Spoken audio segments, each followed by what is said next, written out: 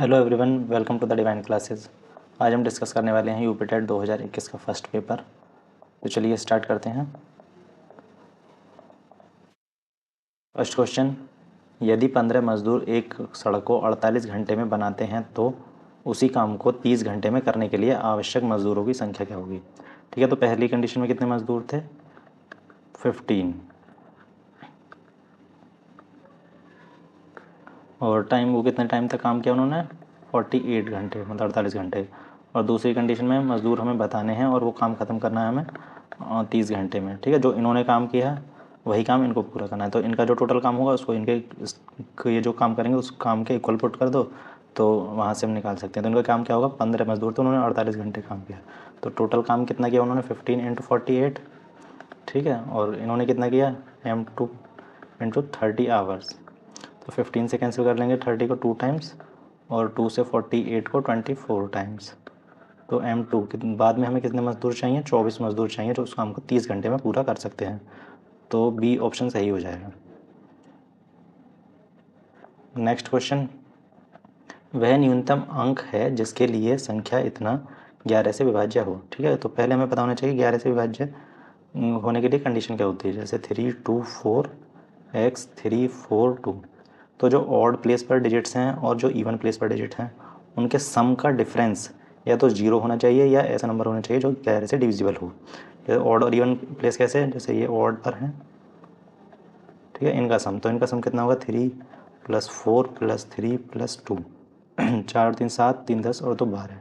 और even place पर ये है तो 2 + x + 4 तो हो जाएगा 6 + x। अब इसमें से इसे माइनस कर दीजिए या इसमें से इसे माइनस कर दीजिए। जैसे सपोज करिए 12 में से 6 + x को माइनस करते हैं, यहाँ से आ जाएगा 12 - 6 - x, तो ये बचेगा 6 - x। ठीक है, अब ये जो आया इसकी वैल्यू या तो 0 आनी चाहिए या ऐसा नंबर जो 11 से डिविजिबल हो। 11 से डिविजिबल मतलब 11 22 33, मतलब जो 11 के टेबल में आता हो। ठीक है, तो 6 - x ऑप्शन दिया, ऑप्शन की हेल्प ले लेते हैं। सबसे पहले 6 दिया हुआ है तो 6 - 6 करेंगे तो 0, और 0 तो 11 से क्या सभी से डिविजिबल है, तो ठीक है ऑप्शन ए करेक्ट हो जाएगा। बाकी को भी चेक कर लेते हैं। जैसे 6 - x की जगह 5 रखेंगे तो 5 1 तो नहीं होगा 11 से डिविजिबल। फिर 6 - 3 करेंगे, x की जगह 3 पुट करेंगे तो 3, ये भी नहीं होगा। 6 - 8 करेंगे तो ये आएगा -2, तो वो भी नहीं होगा 11 से डिविजिबल, तो ऑप्शन ए करेक्ट हो जाएगा। नेक्स्ट क्वेश्चन, एक वृत्त और उसके अंदर बनने वाले अधिकतम बड़े वर्ग के क्षेत्रफल का अनुपात क्या होगा? वृत्त की त्रिज्या से समानुपाती होगा, वृत्त पर निर्भर नहीं होगा, वृत्त की भुजा के समानुपाती होगा, या वर्ग के विकर्ण के बराबर होगा। ठीक है, ये हमें फिगर क्वेश्चन में गिवन नहीं था, ये अलग से बनाया है। तो ये सर्किल है, उसके अंदर मैक्सिमम जो स्क्वायर बन सकता है वो इसी तरीके से बन सकता है। ठीक है, तो इस सेंटर मान लेते हैं इसका, और इसकी रेडियस मान लेते हैं सर्किल की r, और स्क्वायर की साइड मान लेते हैं a। ये भी a होगी, ये भी a, ये भी। ठीक है, और स्क्वायर में जो एंगल बनता है वो 90 डिग्री का बनता है, तो सभी को पता होगा चारों एंगल 90 का बनता है। ये भी और ये। इसको मिला दीजिए, ये होगा स्क्वायर का डायगोनल। डायगोनल की वैल्यू क्या होगी? ये a है, ये a है। ठीक है, तो यहाँ पाइथागोरस लगा सकते हैं, पाइथागोरस थ्योरम। तो वो कितना होगा? a का स्क्वायर प्लस a का स्क्वायर इज इक्वल टू, इसको मान लेते हैं जैसे a b c। तो क्या होता है? a b का स्क्वायर प्लस b c का square is equal to a c का स्क्वायर। तो अगर ए सी का स्क्वायर, ए सी मतलब डायगनल इसका, तो 2a² इज इक्वल टू ए सी का होल स्क्वायर। दोनों तरफ स्क्वायर रूट ले लीजिए, तो यहाँ बचेगा √2a इज इक्वल टू ए सी। तो ए सी की वैल्यू आएगी √2a। ठीक है, और ये इसका क्या है? डायमीटर भी है सर्कल का। डायमीटर मतलब इसकी वैल्यू डायमीटर की होती है 2r/d is equal to, radius का डबल होता है डायमीटर, और ये किसके बराबर है? √2a के। तो यहाँ से आर की वैल्यू निकाल लीजिए, r is equal to √2a/2। ठीक है, आर और ए में रिलेशन आ गया जो हमें सॉल्व करने में हेल्प मिलेगी। तो वृत्त और उसके अंदर बने अधिकतम वर्ग के क्षेत्रफल, तो वह वृत्त का मतलब सर्कल का एरिया क्या होता है? πr²। ठीक है, और इसका एरिया क्या होता है? वर्ग का स्क्वायर का, साइड इंटू साइड, ये साइड का स्क्वायर, और साइड इसकी कितनी है? ए, तो ये हो जाएगा ए का स्क्वायर। तो पाई आर की जगह वैल्यू पुट कर दीजिए, √2/2 इंटू ए का whole square is equal to a का स्क्वायर। तो पाई, और √2 का स्क्वायर करेंगे 2, इस 2 का स्क्वायर करेंगे 4, ए का स्क्वायर करेंगे ए, ये रेशो है ए स्क्वायर, तो ए स्क्वायर से ए स्क्वायर कैंसिल कर दीजिए और 2 1 ज़ा 2, 2 2 ज़ा 4, तो पाई/2 रेशो 1, ठीक है। तो ये वृत्त की त्रिज्या से समानुपाती है, तो वृत्त की त्रिज्या r, तो इसमें दोनों में कहीं भी नहीं आ रही, वृत्त पर निर्भर नहीं होगा, वर्ग की भुजा के समानुपाती, वर्ग की भुजा भी नहीं आ रही, वर्ग के विकर्ण के बराबर, वर्ग का विकर्ण भी नहीं आ रहा, तो ऑप्शन बी करेक्ट हो जाएगा, वृत्त पर निर्भर नहीं होगा, ठीक है। नेक्स्ट क्वेश्चन, यदि 102.7 को p/q के न्यूनतम रूप में व्यक्त किया जाए तो q का मान क्या होगा। तो 102, इसका पॉइंट हटाएंगे तो नीचे 10 आ जाएगा, क्योंकि पॉइंट के बाद एक ही डिजिट है, ठीक है। अब इसको न्यूनतम रूप मतलब सिंपलेस्ट फॉर्म में लोएस्ट फॉर्म में चेंज कर लेंगे, वो कैसे करेंगे, इसके प्राइम फैक्टराइजेशन कर लेंगे, 10 के 2 × 5, बस इसी तरीके से हो सकते हैं। अब इन दोनों से करेंगे, अगर कैंसिल हो रहा है तो ठीक है, वरना इसको ऐसे ही छोड़ देंगे। 2 इवन नंबर है और ये ऑड नंबर है, तो 2 से तो नहीं होगा और ना ही 5 से होगा, क्योंकि 5 से डिविजिबल होने के लिए लास्ट डिजिट 5 होनी चाहिए, और यहाँ पर 7 है, तो ना 2 से होगा ना 5 से होगा, तो ये एज इट इज़ रहेगा, ठीक है। ये यही इसकी लोएस्ट फॉर्म है, इससे छोटा नहीं हो सकता, और इसको हमने चेंज कर दिया p/q की फॉर्म में, तो q की वैल्यू क्या हो गई 10, तो ऑप्शन बी करेक्ट हो जाएगा। नेक्स्ट, 600 रुपये साधारण ब्याज की दर से 4 वर्ष में 720 रुपये हो जाता है, यदि ब्याज की दर 2% बढ़ा दिया जाए तो यह धन कितना होगा, ठीक है। प्रिंसिपल दिया है मूलधन 600 रुपये और वो बढ़कर कितना हो जाता है 720, मतलब तो उस पर सिंपल इंटरेस्ट कितना लग जाता है, 120 रुपये लग जाता है, कितने टाइम में, 4 वर्ष में। तो सिंपल इंटरेस्ट का फॉर्मूला क्या होता है, P/R/T/100, ठीक है। P मतलब प्रिंसिपल, मूलधन, दर गुणा समय, प्रिंसिपल रेट और टाइम, ठीक है। तो वो कितना 120 रुपये, प्रिंसिपल 600 रुपये, रेट हमें पता करना है, टाइम दिया हुआ है 4 वर्ष, 100, 2 जीरो से 2 जीरो कैंसिल, 6 से डिवाइड करेंगे, 6 2 जो 12 और 1 जीरो, फिर 4 से कैंसिल कर लेंगे, 4 5 है, तो रेट ऑफ इंटरेस्ट कितनी है 5%, या ब्याज की दर, ठीक है। उसने कहा कि ब्याज की दर 2% बढ़ा दिया जाए तो यह धन कितना होगा, 2% बढ़ा के अब 7% कर दिया, ठीक है। तो सिंपल इंटरेस्ट कितना होगा, वही P/R/T/100, तो P कितना 600 और रेट अब 7% है, टाइम वही रहेगा 4 और 100, 2 जीरो से 2 जीरो कैंसिल, फिर से कर लेते हैं, 6 7 42 × 4, 4 2 8, 4 4 16, फिर आगे सिंपल इंटरेस्ट, और इसमें हमें प्रिंसिपल और ऐड कर देना है, मूलधन ना पूछा, यह धन कितना हो जाएगा, तो उसने टोटल पूछा है, टोटल अमाउंट 8 6 और 6 और 1 7, 768, 768 रुपये हो जाएगा ये टोटल जो हमारा प्रिंसिपल था। नेक्स्ट क्वेश्चन, निम्नलिखित में कौन सा सही नहीं है, दो पूर्णांकों का योग एक पूर्णांक होता है, पूर्णांक मतलब इंटीजर, इंटीजर क्या होते हैं, नेगेटिव में होते हैं, -3 -2 -1 0 1 2 3, इस तरीके से आगे चलते हैं, ठीक है। किसी वजह से 1 और 2 को ऐड करेंगे तो 3, वो एक पूर्णांक आएगा, या -1 -2 को ऐड करेंगे तो -3 आएगा, -3 -2 को करेंगे -5, वो भी एक पूर्णांक है, या -3 + 3 को करेंगे तो 0 आएगा, तो वो भी एक पूर्णांक है, ठीक है। तो ये बात तो सही है, दो परिमेय संख्याओं का योग एक परिमेय संख्या होता है, परिमेय संख्या होती है जिसे हम फ्रैक्शन की फॉर्म में लिखते थे, तो 1/2 2/3 4/5, या इंटीजर्स भी जैसे 1 2 3, ये भी क्या है परिमेय संख्या, क्योंकि इनके नीचे भी 1 लगा सकते हैं हम, ठीक है। तो इनको भी ऐड करेंगे तो एक परिमेय संख्या ही आएगी, तो ये भी ठीक है। दो अपरिमेय संख्याओं का योग एक अपरिमेय संख्या होती है, ठीक है। तो ये नहीं होती, क्यों नहीं होती, इसका एक एग्जाम्पल देख लें, जैसे 2 + √5, ये अपरिमेय संख्या है, इनका योग, और एक और ले लेते हैं 2 - √5, अब इन दोनों को ऐड कर दीजिए, तो ये √5 से √5 कैंसिल, 2 और 2 कितना जाएगा 4, 4 क्या है एक परिमेय संख्या, और यहाँ पर कहा गया है अपरिमेय संख्या, ठीक है। तो परिमेय संख्या भी हो सकती है, अपरिमेय संख्या भी हो सकती है, कुछ भी हो सकती है, तो यही गलत हो जाएगा, मतलब यही ऑप्शन सही हो जाएगा, मतलब इसके हिसाब से गलत है, और जिसका आंसर करना है उसके हिसाब से हमारा सही है, उसने गलत ही पूछा है क्योंकि।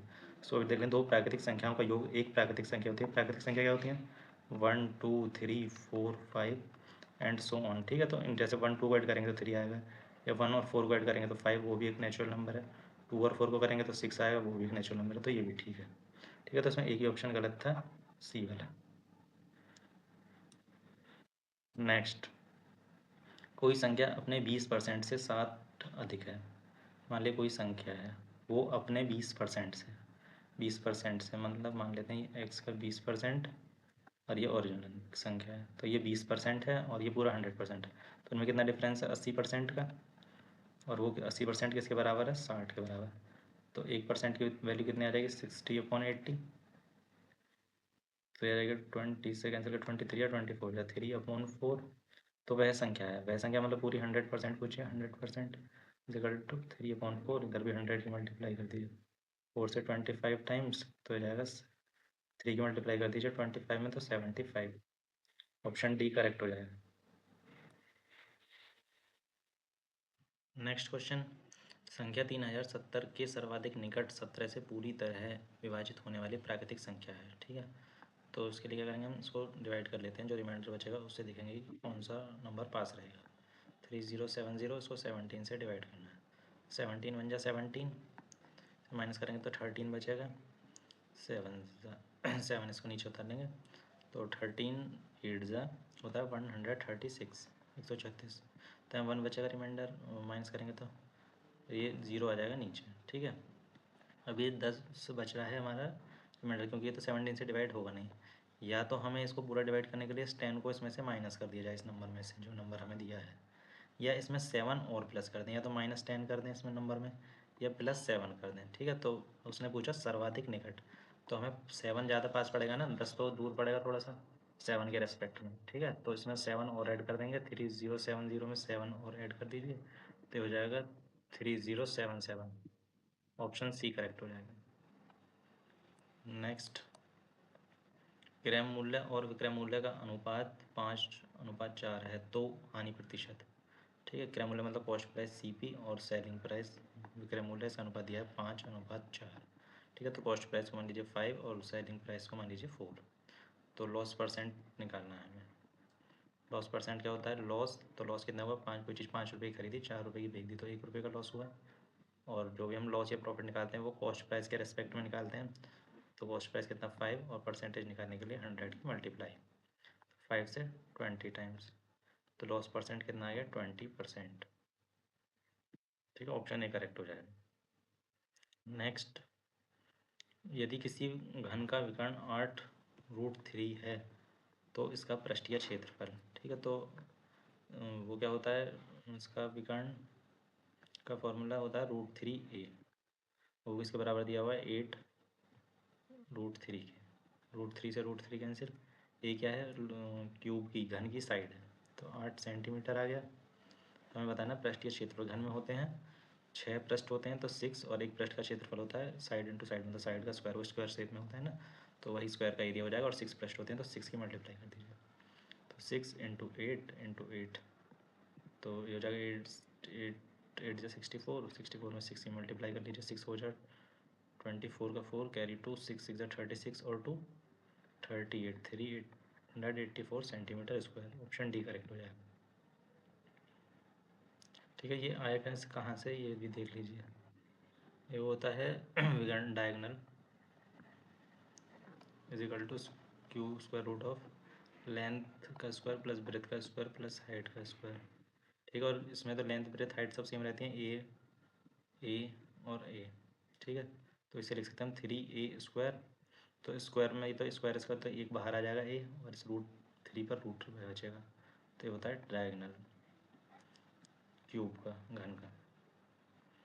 नेक्स्ट, वृत्त के 120 डिग्री वाले भाग का क्षेत्रफल 66/7 सेंटीमीटर स्क्वायर है, तो वृत्त का व्यास, वृत्त मतलब कोई सर्किल दिया हुआ है, उसका सेंटर है, और ये मान लीजिए ये 120 डिग्री एंगल है, तो इस पार्ट का एरिया दिया हुआ है हमें कितना, 66/7 सेंटीमीटर स्क्वायर।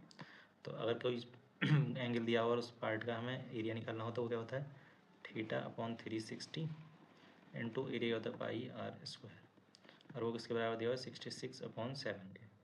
तो थीटा 120 डिग्री अपॉन 360, पाई की वैल्यू 22/7 क्वेश्चन में गिवन है, और आर में गिवन नहीं है, तो आर यहाँ से निकाल लेंगे 66/7, 7 से 7 कैंसिल, 22 से 66 3 टाइम्स, 120 से 360 3 टाइम्स, तो ये 3 यहाँ नीचे आया तो उधर क्रॉस मल्टीप्लाई करेंगे तो ये कहाँ चला जाएगा, इधर चला जाएगा मल्टीप्लाई में, इस 3 के मल्टीप्लाई में, तो r² इज इक्वल टू 9, तो स्क्वायर रूट लेंगे दोनों तरफ का, तो r की वैल्यू कितनी रहेगी 3 सेंटीमीटर। और हमें पूछा है वृत्त का व्यास, व्यास मतलब डायमीटर, डायमीटर क्या होता है, रेडियस का डबल, तो होता है 2 × 3 इज इक्वल टू 6 सेंटीमीटर, तो ऑप्शन डी करेक्ट हो जाएगा। Next, if the diagonal of a square will be double then area square will be. यदि किसी वर्ग के विकर्ण को दुगना कर दिया जाए तो क्षेत्रफल। कोई वर्ग दिया हुआ है, ठीक है, इसकी साइड मान लेते हैं ए, तो इसका डायगोनल कितना होता है √2a। तो जो इसका एरिया होता है स्क्वायर का डायगोनल की फॉर्म में वो होता है डायगोनल का स्क्वायर अपॉन 2। तो डायगोनल का स्क्वायर होता है √2a अपॉन 2 का स्क्वायर, तो कितना जाएगा 2a स्क्वायर अपॉन 2 से 2 कैंसिल, तो a स्क्वायर, ठीक है, इतना नॉर्मल। अब उसने कंडीशन दी कि विकर्ण को दुगना कर दिया जाए, तो डायगोनल कितना है, नया डायगोनल होगा उसका डबल कर दिया पुराने वाले का, तो इसमें 2 की मल्टीप्लाई कर दीजिए, तो फिर एरिया निकालिए नया एरिया, तो कितना आएगा d1 का स्क्वायर अपॉन 2, तो d2 √2a का होल स्क्वायर अपॉन 2, इस 2 का स्क्वायर करेंगे 4, √2 का स्क्वायर करेंगे 2 और a का a स्क्वायर अपॉन 2, तो 2 से 2 कैंसिल, तो कितना आएगा 4a स्क्वायर। पहले एरिया कितना था a स्क्वायर, अब हो गया 4a स्क्वायर, मतलब 4 गुना हो गया, तो 4 टाइम्स, ऑप्शन बी करेक्ट हो जाएगा। नेक्स्ट क्वेश्चन, विनय एक घड़ी 75 रुपये में बेचता है जिससे उसे घड़ी की लागत कीमत के बराबर प्रतिशत लाभ होता है, तो घड़ी की लागत मूल्य क्या है। लागत मूल्य मतलब उसका कॉस्ट प्राइस बताना है। उसने क्या है, जिससे घड़ी की लागत मतलब कॉस्ट प्राइस के बराबर लाभ प्रतिशत मतलब होता है, मतलब कॉस्ट प्राइस जो है वो किसके बराबर है, प्रॉफिट परसेंट के बराबर है, तो इसको भी एक्स मान लीजिए, तो ये भी कितना हो जाएगा x%, ठीक है। तो यहाँ पे सॉल्व कर लेते हैं इसको। तो हम सेलिंग 75 रुपये क्या है, 75 रुपये में बेचता है, तो 75 रुपये का सेलिंग प्राइस, तो सेलिंग प्राइस क्या होता है, कॉस्ट प्राइस प्लस प्रॉफिट, ठीक है, तो वो कितना है 75। कॉस्ट प्राइस हमने मान लिया x और प्रॉफिट कितना होगा x का x%, ठीक है, x% प्रॉफिट था, तो हम कॉस्ट प्राइस पर ही तो निकालते हैं प्रॉफिट, तो x का x%, तो x प्लस x² अपॉन 100 हो जाएगा 75, एलसीएम आ जाएगा 100x plus x² is equal to 75। Cross multiply कर दीजिए तो हो जाएगा 7500 is equal to 100x plus x², एक तरफ कर लीजिए x² plus 100x minus 7500 is equal to 0। अब ये एक क्वाड्रेटिक इक्वेशन बन गई है, तो इसे हमें सॉल्व करना है। सॉल्व कैसे करते हैं, जो मिडिल टर्म होती है x वाली, उसको हमें दो पार्ट में इस तरीके से ब्रेक करना है कि उन दोनों का सब्ट्रैक्शन या एडिशन तो आ जाए 100, और जो उन्हें मल्टीप्लाई करें उनका प्रोडक्ट आना चाहिए 7500, मतलब थर्ड टर्म या फर्स्ट और थर्ड का मल्टीपल, तो यहाँ बना तो इसकी मल्टीप्लाई करेंगे तो यही आएगा बस। तो इसको ऐसे लिख सकते हैं x² plus 150x minus 50x, 150 से 50 माइनस करेंगे तो 100 बचेगा, और इन दोनों की मल्टीप्लाई करेंगे तो 15 5 75 और 2 0 आ जाएंगे, तो माइनस 7500 इज इक्वल टू 0। तो यहाँ से क्या कॉमन है, सिर्फ x कॉमन आ सकता है, तो यहाँ एक x बचेगा क्योंकि x² था, और यहाँ पर बचेगा 150। अब यहाँ से क्या कॉमन है, दोनों जगह माइनस है, माइनस बाहर ले लीजिए, यहाँ पर x है यहाँ नहीं है तो x तो नहीं आएगा, लेकिन यहाँ से 50 आ सकता है, इसमें से 50 बाहर आ सकता है, तो यहाँ से 50 ले लीजिए, तो यहाँ बचेगा x माइनस बाहर तो अंदर बचेगा प्लस, और 50 इसमें से निकाल देंगे तो बचेगा 150 इज इक्वल टू 0। तो x प्लस 150 दोनों टर्म में, यहाँ पर भी दोनों से बाहर निकाल दिया, तो यहाँ बचा x और यहाँ से बचेगा माइनस 50 इज इक्वल टू 0, और दो फैक्टर हो गए, x plus 150 is equal to 0, तो x is equal to minus के 150 दूसरी साइड ले जाएंगे। तो x क्या था हमारा, कॉस्ट प्राइस, तो कॉस्ट प्राइस नेगेटिव नहीं हो सकती, तो ये तो नहीं होगा। दूसरा हमारा x minus 50 is equal to 0, तो x इज इक्वल टू से दूसरी साइड ले जाएंगे तो हो जाएगा प्लस का 50, तो आंसर क्या हो जाएगा हमारा 50, डी ऑप्शन। नेक्स्ट क्वेश्चन, यदि दो वृत्तों के केंद्रों के बीच की दूरी उनकी त्रिज्याओं के योग से कम हो तो वे दोनों वृत्त अंतःस्पर्शी होंगे, मतलब इंटरनली टच करेंगे, एक्सटर्नली टच करेंगे, या इंटरसेक्ट करेंगे, या अनावर्त मतलब एक के अंदर दूसरा होगा। तो जब भी त्रिज्याओं के योग की बात करी जाएगी सम की, तो 3 केस बनेंगे। एक तो ये बनेगा कि वो जिनकी रेडियस मान लेते हैं r1, इसकी r2, और इन दोनों के सेंटर के बीच की दूरी है d, तो इसमें क्या होगा, d बड़ा होगा r1 प्लस r2 से, ठीक है। इसने कहा योग से कम है, तो ये केस तो नहीं होगा। दूसरा क्या होगा कि वो एक दूसरे को टच करें, इसकी r1 इसकी r2, सेंटर के बीच की दूरी d है ये, तो d is equal to r1 plus r2 होगा, इसमें बराबर होगी, तो ये भी नहीं होगा। थर्ड केस हो क्या होगा, वो एक दूसरे को इंटरसेक्ट करेंगे। इसकी R1, इसका सेंटर है R2, इनके सेंटर के बीच की डिस्टेंस है D। तो D क्या होगी, इस बार D कम होगी दोनों के त्रिज्याओं के सम से। ठीक है, तो थर्ड वाला केस होगा। तो ये केस क्या है, दोनों इंटरसेक्ट कर रहे हैं, मतलब एक दूसरे को काट रहे हैं। तो ऑप्शन C करेक्ट हो जाएगा। Next, the missing number is the pattern 1 5 2 10 15 4 20। ठीक है, तो 1 5 2 10, उसके बाद एक fill in the blanks 15 4 and 20। ठीक है, अब 1 से 5 5 से 2 तो ये थोड़ा मुश्किल है, मतलब इस तरीके से आना। तो इसमें ना दो सीक्वेंस बन रही हैं, कैसे कि 1 से 2 + 1 हो रहा है, 5 से 10 + 5 हो रहा है। 2 के बाद नेक्स्ट 1 + 1 होगा तो 3 आ जाएगा, 3 में 1 प्लस करेंगे तो 4 आ जाएगा। इसी तरीके से 10 में 5 ऐड करेंगे तो 15, और 15 में 5 ऐड करेंगे तो 20। तो यहाँ पर क्या आएगा 3। तो ऑप्शन D करेक्ट हो जाएगा। नेक्स्ट क्वेश्चन, यदि A और B धन पूर्णांक मतलब पॉजिटिव इंटीजर संख्याओं को 6 से विभाजित मतलब डिवाइड करने पर शेषफल क्रम से 4 और 5 प्राप्त होते हैं, तब A² + B² को 6 से विभाजित करने पर शेषफल है। ठीक है, तो अगर हम 6 से A को डिवाइड कर रहे हैं तो रिमाइंडर आ रहा है 4, अगर 6 से B को डिवाइड कर रहे हैं तो रिमाइंडर आ रहा है 5। ठीक है, तो इसको हम इस तरीके से समझ सकते हैं कि 6 से डिवाइड कर रहे हैं हम A को। ठीक है, तो रिमाइंडर कितना आ रहा है हमारा 4, कोशेंट मान लेते हैं x, और 6 से डिवाइड कर रहे हैं b को, तो रिमाइंडर आ रहा है 5, तो उसका कोशेंट मान लेते हैं भागफल y। तो हम इसे a को इस तरीके से लिख सकते हैं 6x + 4, और b को लिख सकते हैं 6y + 5। ठीक है, हमें चाहिए A² + B² को डिवाइड करना है, तो पहले A² की वैल्यू निकाल लीजिए, तो इसका स्क्वायर कर दीजिए 6x + 4 का होल स्क्वायर। तो उससे A² तो 36x² + B² 16 + 2ab, तो 2 इंटू दिस, तो 2 6 12, 12 4 48x। b का स्क्वायर कर दीजिए, b का स्क्वायर क्या होगा 6y + 5 का होल स्क्वायर। तो कितना होगा 36y² + 25 मतलब b² + 2ab, तो 2 इंटू 6y इंटू 5, तो 2 6 12, 12 5 60y। और हमें क्या करना है, A² + B² को डिवाइड करना है, तो A² + B² को डिवाइड करना है हमें 6 से, तो रिमाइंडर बताना है। तो स्क्वायर की वैल्यू 36x² + 16 + 48x + B² की वैल्यू 36y² + 25 + 60y को डिवाइड करना है हमें 6। तो यहाँ हम यूज़ करेंगे रिमाइंडर थ्योरम का। रिमाइंडर थ्योरम का कैसे कि 6 से हम 36 को डिवाइड कर सकते हैं, तो पूरे नंबर को भी डिवाइड कर सकते हैं, तो यहाँ से रिमाइंडर कितना आएगा 0। और 6 से 16 को डिवाइड करेंगे तो 6 2 12, तो 4 रिमाइंडर बचेगा। सिर्फ 48 को भी डिवाइड कर सकते हैं, तो यहाँ से रिमाइंडर 0। 36 को भी डिवाइड कर सकते हैं, तो यहाँ से रिमाइंडर 0। 25 को करेंगे 6 4 24, तो रिमाइंडर बचेगा 1। और 6 से 60 को भी डिवाइड कर सकते हैं, तो यहाँ रिमाइंडर होगा 0।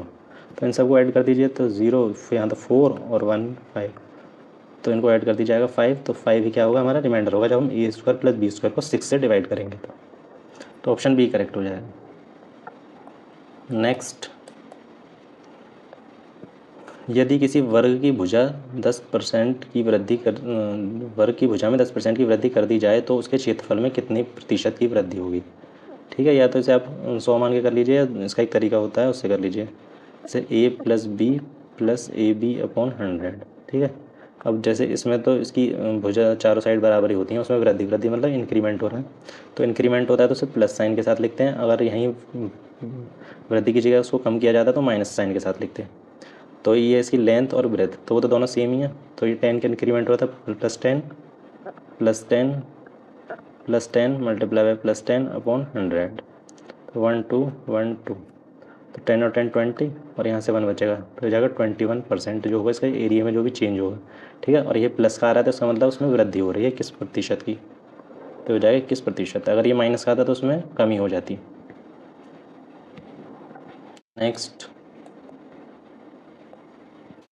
मोहन की 5 वर्ष पूर्व उम्र तथा 9 वर्ष बाद उम्र का गुणनफल 15 है, तब मोहन की वर्तमान आयु। वर्तमान आयु को मान लीजिए x, तो 5 वर्ष पूर्व कितनी होगी, 5 साल इसमें से माइनस कर दीजिए, और 9 वर्ष बाद तो 9 साल और ऐड कर दीजिए, मतलब +9 कर दीजिए, और उनका गुणनफल किसके बराबर है, 15 के बराबर है। अब इनकी मल्टीप्लाई कर लीजिए, पहले x की करेंगे तो x की मल्टीप्लाई करेंगे x + 9 में, फिर -5 की करेंगे तो -5x + 9 = 15। तो इसकी करेंगे तो x² + 9x, फिर -5 की करेंगे तो -5x, फिर -5 पे 9 से करेंगे तो -45, इस 15 को ले आएंगे माइनस में आएगा क्योंकि प्लस में था, साइड चेंज करेंगे तो साइन चेंज हो जाएगा। x², ये बचेगा +4x, और ये कितना हो जाएगा -60 = 0। अब इसके हमें फैक्टर करना है इस तरीके से कि दो इस टर्म को स्प्लिट करना है कि दो ऐसे नंबर्स में कि उनको प्लस या माइनस करें तो आए 4 और मल्टीप्लाई करें तो 60 आना चाहिए। तो 10 6 60, ठीक है, तो x² + 10x -6x -60, 10 में से -6 करेंगे तो प्लस का 4 बचेगा, और इन दोनों की मल्टीप्लाई करेंगे तो 60 आएगा। तो x कॉमन आएगा इन दोनों में से, पहले और दूसरी टर्म में से, तो x + 10, यहाँ से माइनस और 6 कॉमन आ सकता है, तो यहाँ ही बचेगा x + 10 = 0। तो कितना बचेगा x + 10 और x - 6 = 0। तो यहाँ से कितनी वैल्यू आएगी इसकी, -10, और यहाँ से कितनी आई है x = 6। तो एज कभी भी माइनस में नहीं हो सकती, तो ये नहीं होगा। तो कितना आंसर होगा, x = 6, और 6 क्या था, मतलब x क्या था उसकी वर्तमान आयु, और वही हमसे क्वेश्चन में पूछा है, तो ऑप्शन डी करेक्ट हो जाएगा।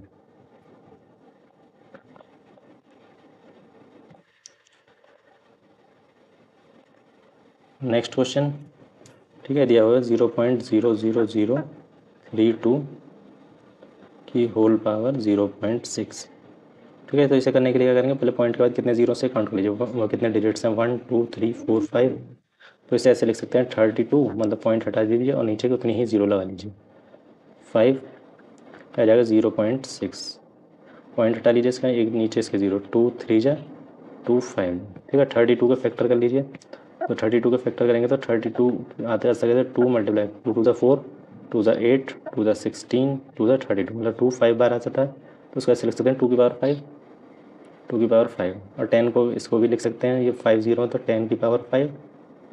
ठीक है, और इसकी होल पावर कितनी है, 3/5, तो इसको ऐसे लिखते हैं 2/10 की पावर होल पावर 5 पूरी पावर 3/5, 5 से 5 कैंसिल, तो ये बचा 2/10 की पावर 3। तो इसे लिख सकते हैं 2 की पावर 3 मतलब 8, और 10 की पावर 3 मतलब 1000। 1000 का डिवाइड करेंगे 8 में तो आ जाएगा 0.008, तो ऑप्शन बी करेक्ट हो जाएगा। नेक्स्ट, यदि संख्याओं इतना इतना एंड इतने का योग ये 1114 हो तो x का महत्तम संभव मान है। तो इनका सम कर लेते हैं, 5x और 9 327 एंड 2y 8, इनको प्लस करने पर कितना आना चाहिए, 1114। तो हमें x का मैक्सिमम मान बताना है, तो 9 + 7 16, 16 + 8 24, तो 24 का 4 यहाँ पर और कैरी गया 2। ठीक है, तो इसको लिख लीजिए x + y + 2 और एक कैरी का 2, तो इसका सम कितना आना चाहिए अभी देखते हैं। पहले 5 + 3 8, 8 + 2 10, और यहाँ पर 11, तो यहाँ पर 11 है, इनका सम 10 है, तो यहाँ पर एक कैरी आया होगा। ठीक है, यहाँ पर एक कैरी का 1 लिख दिया और यहाँ पर भी 1 है, तो ये नंबर क्या होगा, 11 होगा, तभी तो हमने 1 यहाँ पर लिख दिया, और एक जो 1 बचा ये वाला इसको यहाँ कैरी पर लगा दिया, तो इसका सम कितना आया होगा, 11। तो x + y की वैल्यू कितनी आई होगी, 2 और 2 4, 4 को चले जाएंगे तो 11 - 4, तो x + y की वैल्यू कितनी होगी, 7। ठीक है, अब x और y यहाँ पर क्या है, डिजिट्स हैं। ठीक है, तो डिजिट नेगेटिव तो नहीं हो सकती, या तो 0 1 2 इस तरीके से 9 तक कोई डिजिट होगी, 9 तक होगी, तो हमें x को मैक्सिमम रखना है, इनका सम तो 7 ही रहना है, और इसको हमें मैक्सिमम करना है। इसको मैक्सिमम करना है तो इसको मिनिमम कर दीजिए, तो मिनिमम क्या हो सकता है, ज़्यादा से ज़्यादा 0 हो सकता है, अगर y 0 हो जाएगा तो x क्या होगा, 7 हो जाएगा, तो ऑप्शन सी करेक्ट हो जाएगा।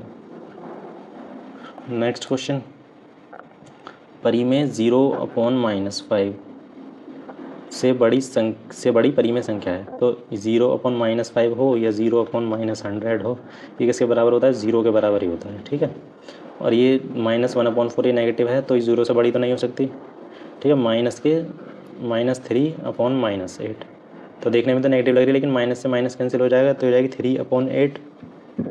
ठीक है। तो ये जो है 0 से बड़ी आएगी, ठीक है। ये भी नेगेटिव है तो ये भी 0 से बड़ी नहीं हो सकती, ये भी नेगेटिव है ये भी 0 से बड़ी नहीं हो सकती। तो एक ही ऑप्शन बचा सी बी वाला, 3/8 या -3/-8, तो यही ठीक हो जाएगा। नेक्स्ट क्वेश्चन, दो संख्याओं का लैसे और मैसे एलसीएम और एचसीएफ का गुणनफल 336 है, तो उनके बीच का अंतर 10 है, तो वह संख्याएं कौन सी होंगी। ठीक है, तो 2 नंबर मान लेते हैं एक्स और वाई, तो उनका अंतर दिया हुआ है, एक्स को मान लेते हैं एक्स बड़ा है, तो एक्स माइनस वाई कितना दिया हुआ है 10।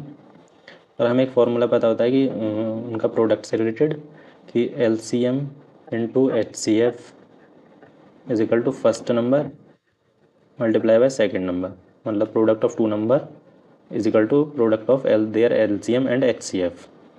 तो एल सी एम और एच सी एफ का गुणनफल या प्रोडक्ट दिया हुआ हमें 336, और नंबर हमने मान लिए एक्स वाई।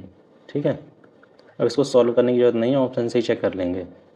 ऐसे दो इनमें देख लो कि किन किन का डिफरेंस 10 आ रहा है, इसमें भी आ रहा है 10, इसमें भी आ रहा है, इसमें भी आ रहा है, इसमें भी आ रहा है। ठीक है, तो ये वाली कंडीशन तो 4 ऑप्शन सेटिस्फाई कर रहे हैं।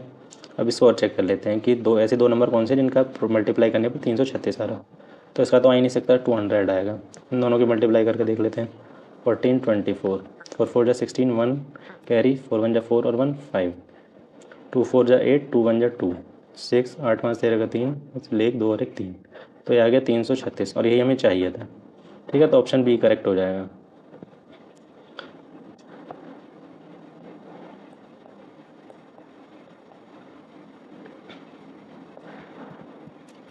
फोर की पावर 61 प्लस 4 की पावर 62 प्लस 4 की पावर 63 प्लस 4 की पावर 64 प्लस 4 की पावर 65 इस डिविजिबल है। तो ये पूरा जो एक्सप्रेशन है वो किससे डिवाइड होगा ये बताना है हमें। तो यहाँ सबसे छोटी पावर क्या, एक चीज़ पहले समझ लेते हैं। जैसे कोई बेस सेम है और वो मल्टीप्लाई में है, ठीक है, जैसे ए है और ये बी है, इनके बेस सेम है लेकिन पावर डिफरेंट है, तो पावर क्या हो जाती है, ऐड हो जाती हैं। 4 की पावर m प्लस n हो जाएगा।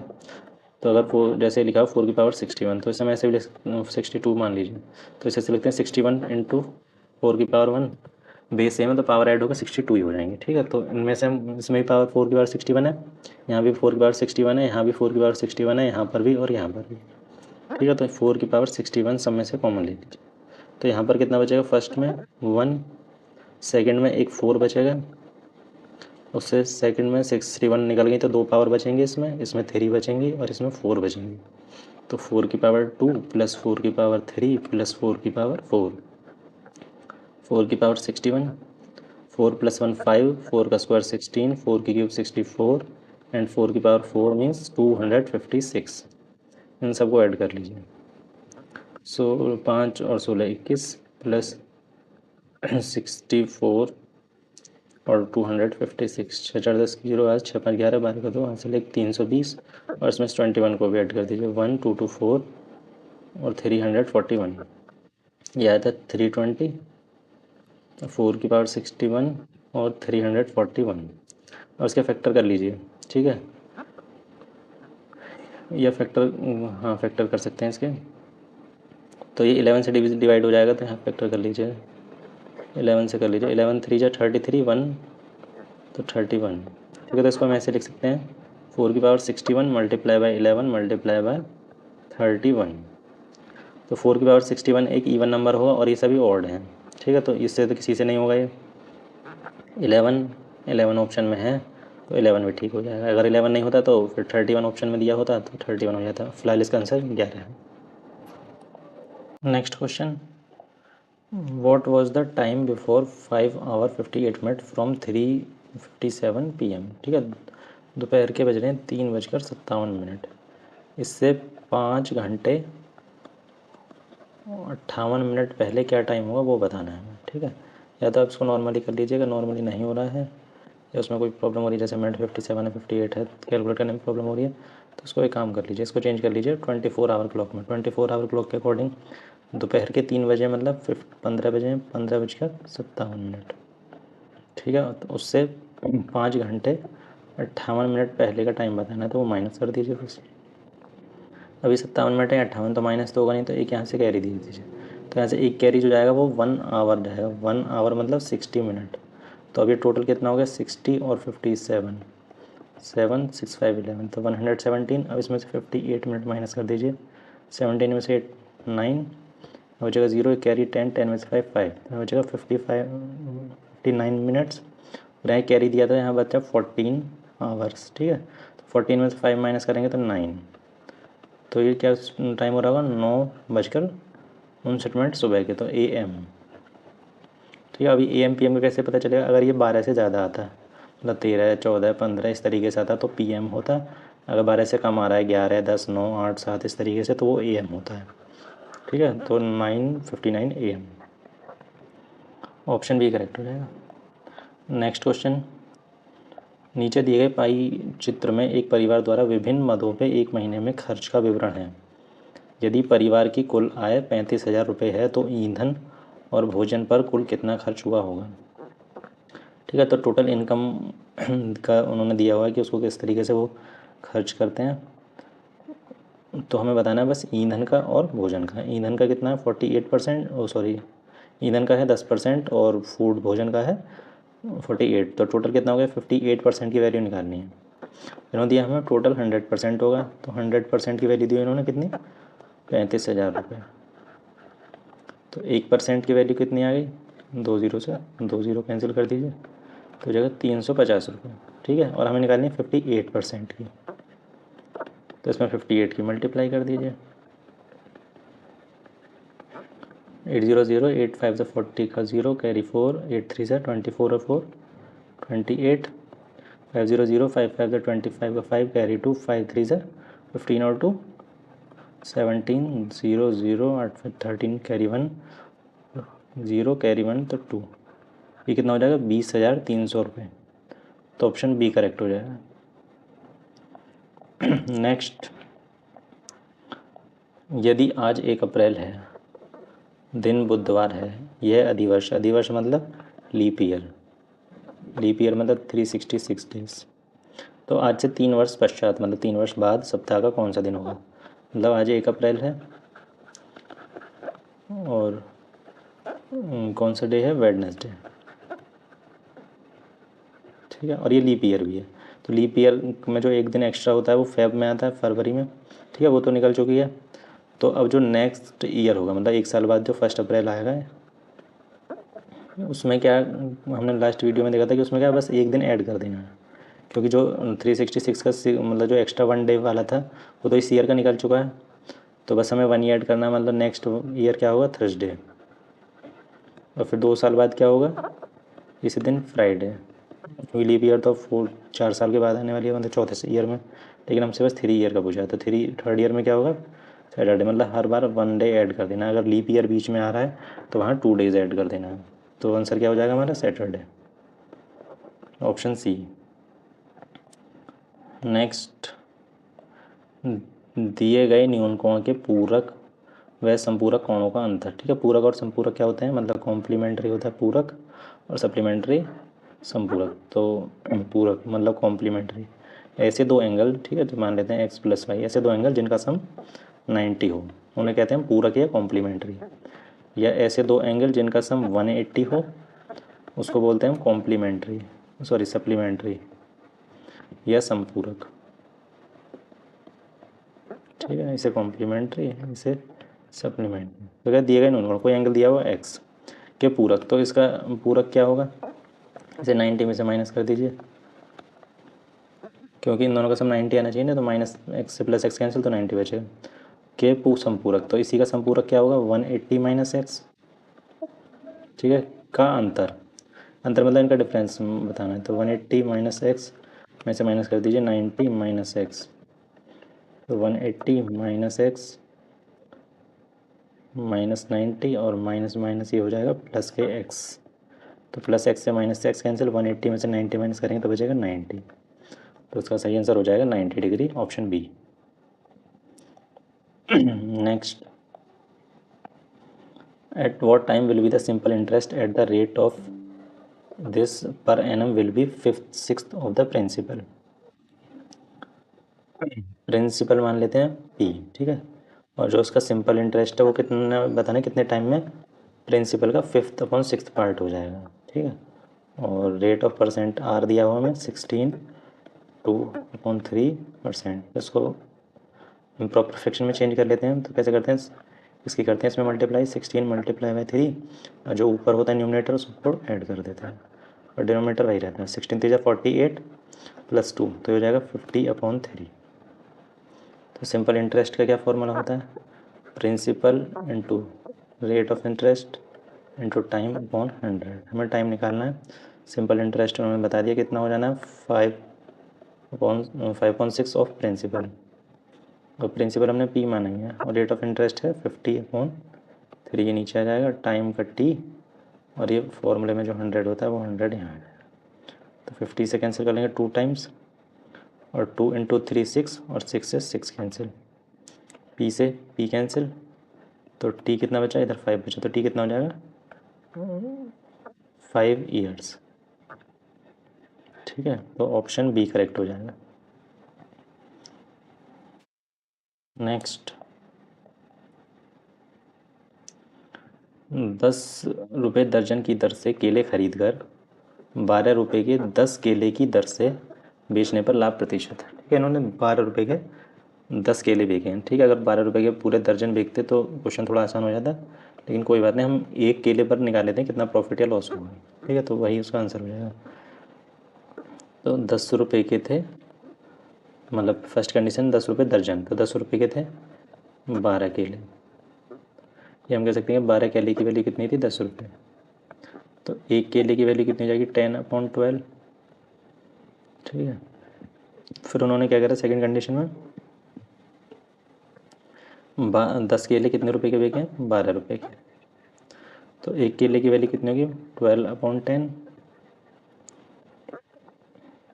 ठीक है, तो लाभ हुआ है, तो इतने में तो ख़रीदा था उन्होंने, इतने में बेचा है, मतलब ये कॉस्ट प्राइस हो गया और ये सेलिंग प्राइस हो गया। तो सेलिंग प्राइस ज़्यादा होगा जब भी प्रॉफिट होगा, तो प्रॉफिट निकाल लेते हैं कितना हुआ, selling price minus cost price, तो 12/10 माइनस 10/12, तो इनका एलसीएम आ जाएगा 10 और 12 का 10 और 12 का आ जाएगा 60, तो 10 6 जा 6 के ऊपर मल्टीप्लाई कर देंगे तो 72, 12 5 जा 60, तो 12 5 के ऊपर मल्टीप्लाई 50, तो ये कितना बचेगा, इसको माइनस करेंगे तो 22/60। ठीक है, अब इसको ऐसे रहने देते हैं, बाद में देख लेंगे और सिंपलेस्ट फॉर्म में। और हमें निकालना है प्रॉफिट परसेंट, तो प्रॉफिट परसेंट क्या होता है, प्रॉफिट अपॉन CP, तो कॉस्ट प्राइस इंटू 100, क्योंकि जो भी हम प्रॉफिट या लॉस निकालते हैं वो कॉस्ट प्राइस के रेस्पेक्ट में निकालते हैं। तो प्रॉफिट है हमारा 22/60, कॉस्ट प्राइस है हमारा ये 10/12 मल्टीप्लाई बाय 100, तो 12 से कैंसिल कर लेंगे 5 टाइम्स, और एक ज़ीरो से एक ज़ीरो, तो कितना बचेगा 22/5, और एक 10 भी बचेगा ये वाला, 5 2 ज़ा 10, 22 के 2 में मल्टीप्लाई कर देंगे तो आ जाएगा 44%, मतलब ऑप्शन बी करेक्ट हो जाएगा। Next, if 30% of a number is 63 less than by 3/4 of that number than the number is. ये कह रहा है किसी नंबर का 30% उसके 3/4 से 63 कम है, तो वो नंबर बताना है। तो मान लेते हैं कोई नंबर x है, उसका 30%, ठीक है, उसके 3/4 से 63 कम है, मतलब ये कम है 30% वाला। अगर हम इसमें से 63 माइनस कर देंगे तो भी दोनों नंबर बराबर हो जाएंगे। ठीक है, तो इसे सॉल्व कर लेंगे, एक ज़ीरो से एक ज़ीरो कैंसिल, 3x/10, इसे इधर माइनस ले आइए, मतलब इधर प्लस में तो इधर आएगा तो माइनस में जाएगा, 3x/4, इधर इसे 63 को इधर ही रहने दीजिए, 10 और 4 का एलसीएम आ जाएगा 20, 10 2 ज़ा 2 के ऊपर मल्टीप्लाई करेंगे तो 6x माइनस 4 5 ज़ा 5 के ऊपर मल्टीप्लाई करेंगे तो 15x is equal to minus के 63, ये बचेगा प्लस के 6x माइनस के 15, तो माइनस के 9x बचेगा upon 20 is equal to minus 63, minus से माइनस कैंसिल, 9 से 9 7 ज़ा 63, तो x की वैल्यू कितनी आ जाएगी, क्रॉस मल्टीप्लाई कर दीजिए, तो 20 इधर 2 के मल्टीप्लाई में चला 7 के मल्टीप्लाई में चला जाएगा, 20 मल्टीप्लाई बाय 7, तो x की वैल्यू कितनी आ जाएगी 140, और हमें वही निकालनी थी x, वो नंबर बताना था ना, तो हमने नंबर क्या माना था x, और x की वैल्यू कितनी है 140, तो ऑप्शन ए करेक्ट हो जाएगा। ये सेट यहीं कंप्लीट होता है और नेक्स्ट वीडियो में करेंगे हम 2020 वाला paper solve. And thank you.